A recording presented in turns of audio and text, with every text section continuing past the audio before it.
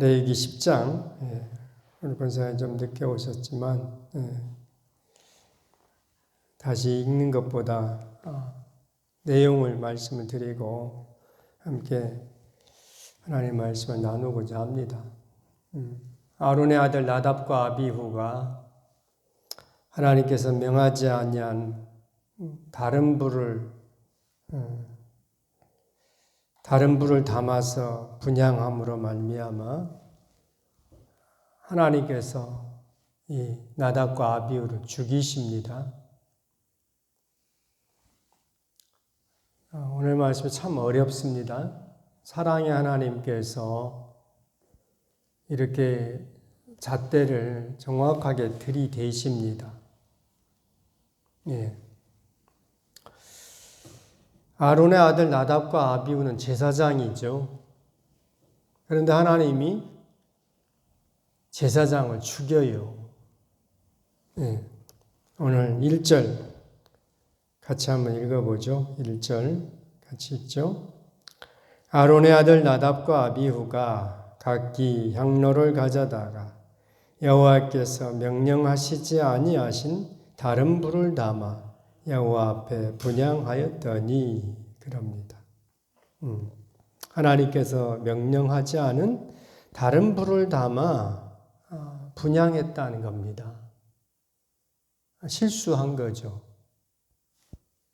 이 실수가 의도적인 실수인지 아니면 모르고 한 실수인지 우리는 정확하게 파악하기가 어려워요. 어쨌든 하나님이 명령하지 않은 다른 불을 담아서 향을 살랐다는 이유로 하나님이 제사장을 죽여버립니다. 이 말씀을 전해야 하는 저는 참 많이 어려움을 느껴요. 출애굽기 30장 9절 말씀을 보면요. 하나님은 다른 향을 사르지 말라 그러셔요. 수압향, 나감향, 풍자향, 그 향에 대한 말씀을 좀 나눴죠. 하나님은 이 향을 개인적으로 맡기 위하여서 향내를 맡아보기 위해서 이런 향을 만들지 말라 하시죠. 그러니까 소합향, 나감향, 풍자향은 하나님 앞에 분향하기 위해서만 만들고 하나님은 다른 향은 사르지 말라 그러셔요. 근데 오늘 본문은 오늘 레위기 10장 1절 말씀 이 본문은 하나님이 명령하지 않은 다른 불을 썼다 그럽니다. 하나님이 쓰라고 한 불을 써야 되는데 다른 불을 썼다는 겁니다. 다른 불을 가지고 향을 사른 거예요. 아무 불이나 갖다가 쓴 것 같아요. 그러면은 하나님이 명령한 불은 어떤 불일까? 성경 아무리 찾아봐도 하나님이 어떤 불을 쓰라고 이렇게 명령한 그 말씀을 찾기는 어려워요. 어제 우리가 9장 말씀 나눴죠. 9장 24절 같이 한번 읽어보겠습니다. 9장 24절 불이 여호와 앞에서 나와 제단 위에 번제물과 기름을 사른지라 온 백성이 이를 보고 소리 지르며 엎드렸더라. 아론이 대제사장이 되어서 처음으로 제사장 위임을 받고 처음으로 이제 제사를 드린 거죠. 그런데 하나님께서 불을 내려서 응답해 주신 겁니다. 하나님이 아론이 드리는 그 제사를 받으셨다는 의미이죠. 그래서 불을 내려 주신 거예요. 하나님이 불을 내려 주셔서 제단의 번제물을 사른 것입니다. 번제물과 그 기름을 불살랐다 그렇게 했죠. 그래서 하나님이 명령한 불이 어떤 불일까 할 때 이 하나님이 내려준 불이 아닐까 싶어요. 사람들이 그냥 인위적으로 만든 그런 불이 아니고 주님이 내려준 불로 분향해야 되지 않을까 하는 겁니다. 제사장이 불 꺼뜨리지 않아야 한다 그랬습니다.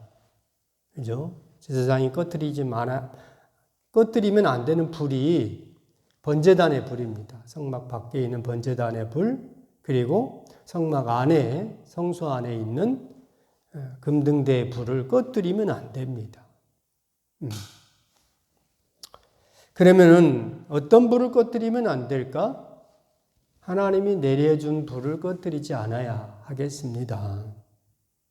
그죠? 이게 이렇게 자연스럽게 이제 연결이 되는 거예요. 주님이 내려준 불을 꺼뜨리면 안 돼요. 그런데 오늘 본문은 어쨌든 처음 하나님 앞에 제사, 번제를 하고 그 다음에 분향을 하는데 나답과 아비후가 이 초장부터 어긋난 일을 하는 겁니다. 다른 불을 가져다가 아무 불을 가져다가 분향을 하는 겁니다. 나답과 아비후 이 세대들은요 믿음 1세대들입니다. 그렇죠? 아론이 대제사장이고 나답과 아비후는 아무튼 1세대 믿음이 이제 하나님의 말씀이 제대로 시행되는 그 세대들입니다. 시작하는 거예요. 사랑의 하나님이라고 하여서 어쨌든 나답과 아비후가 자기 마음대로 아무 불이나 갖다가 분향하는 것을 볼 때 하나님은 안 되겠다 하여서 처음부터 이렇게 어긋나게 가버리면은 뒤에 가면 어떻게 되겠습니까? 그냥 자기 마음대로 하나님을 예배하게 되겠죠. 그러면 안 될 것 같아서 하나님께서 그것을 바로 잡아 주신 것으로 그렇게 오늘 본문을 이해해야 하겠습니다. 오늘 우리는요, 사랑의 하나님께서 해도 너무한다 이렇게 비판적으로 보면 안 되겠고요. 불이 여호와 앞에서 나와서 어디로 향하는지를 봐야 되겠다는 겁니다. 불이 여호와 앞에서 나와서 24절 9장입니다. 9장 24절 한 번 더 읽어보죠. 어제 본문인데요. 9장 24절 불이 여호와 앞에서 나와 제단 위에 번제물과 기름을 사른지라 온 백성이 이를 보고 소리 지르며 엎드렸더라 그럽니다. 불이 여호와 앞에서 나와서 어디로 향하는가? 번제물과 기름을 하나님이 태워주십니다. 주님은 불을 내리셔서요 번제물과 기름을 불태우십니다. 그런데 여호와 앞에서 나온 불이 번제물만 사르지 않는다는 사실입니다. 제사장까지 사를 수 있다는 거예요. 제사장이 실수하면요 하나님은 어쨌든 분명하게 하나님의 법을 가르쳐 주시는 겁니다. 제사장이라도 잘못 살면은 주님의 징계가 있음을 보여주는 말씀입니다. 우리는 제사장입니다. 그죠? 목사만 제사장이고 성도님 우리 권사님 제사장이 아니다 이러지 마십시오. 권사님도 제사장입니다. 우리가 제사장이에요.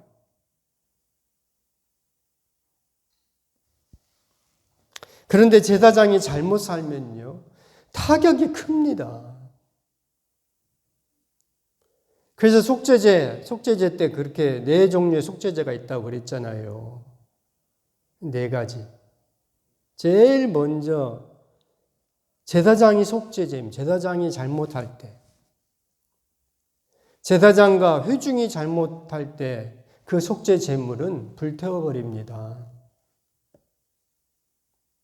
리더들이나 그리고 평민 보통 사람들이 범죄하면은 그 속죄 제물은 제사장이 그 고기를 먹어요. 그런데 제사장이 잘못 살면은 대신 먹어줄 사람이 없는 겁니다. 제사장이 잘못 살면요, 누가 중보해 줍니까? 제사장이 중보해야 되는데, 제사장이 하나님 앞에 나아가서 하나님 용서해 주시라고 품고 하나님 앞에 나가는데, 제사장 자체가 잘못하면 누가 그를 위해서 중보하겠습니까? 그래서 제사장 된 사람들은, 믿음의 사람들은 정말 하나님 앞에서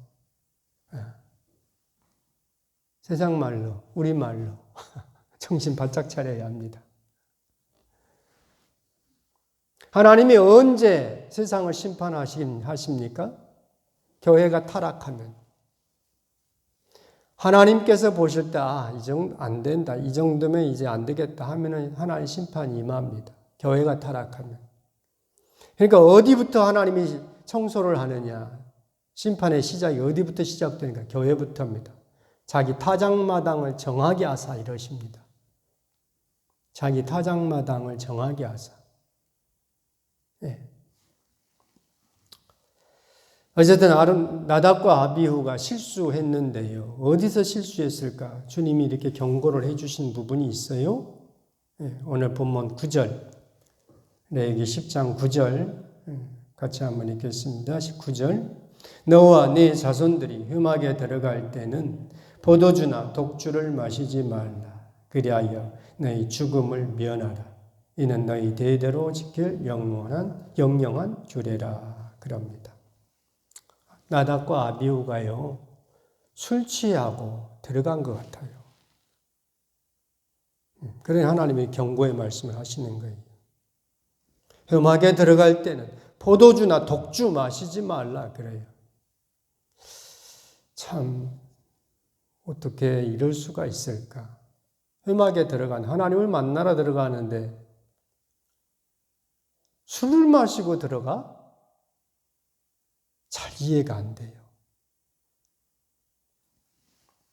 나답과 아비후가 술 취한 상태로 그냥 다른 불을 가져다가 분향을 한 것으로 보여져요. 왜 술을 마셨을까?